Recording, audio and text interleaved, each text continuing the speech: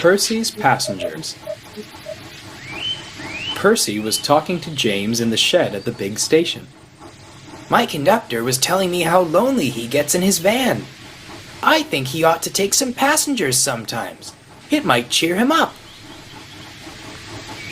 He's not allowed to do that, said James virtuously.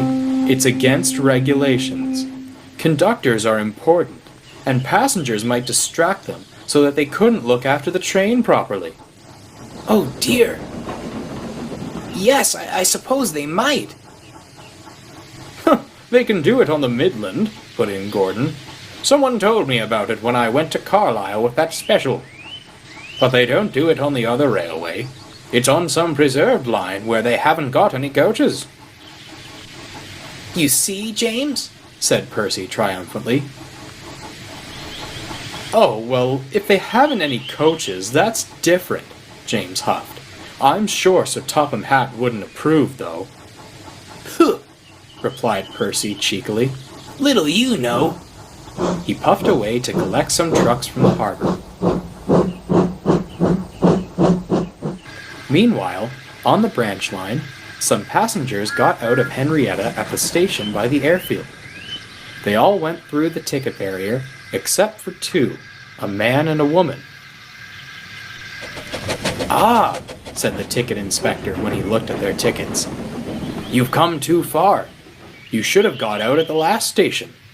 The passengers looked at him. Then they looked at each other and shook their heads. "The last station," the ticket inspector repeated slowly. "You must go back there."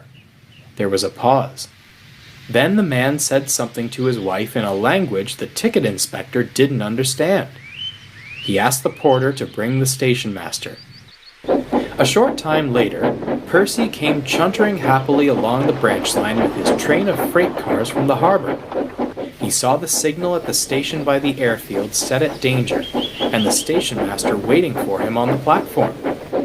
Oh dear, there must have been an accident, he thought as he stopped. I hope no one's hurt. The station master came over with the two passengers.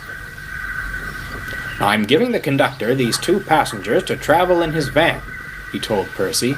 "They're foreigners who came too far on Toby's train by mistake. Will you stop at the station by the river and let them off, please?"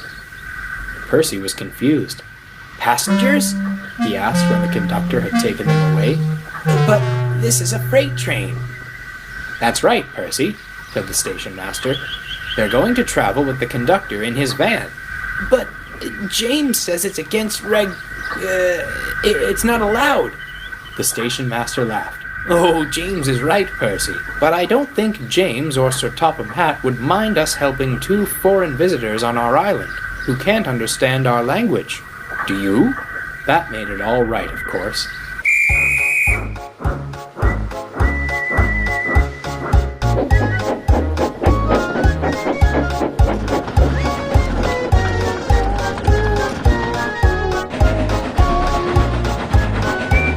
The guard saw that his visitors were as comfortable as he could make them in his van.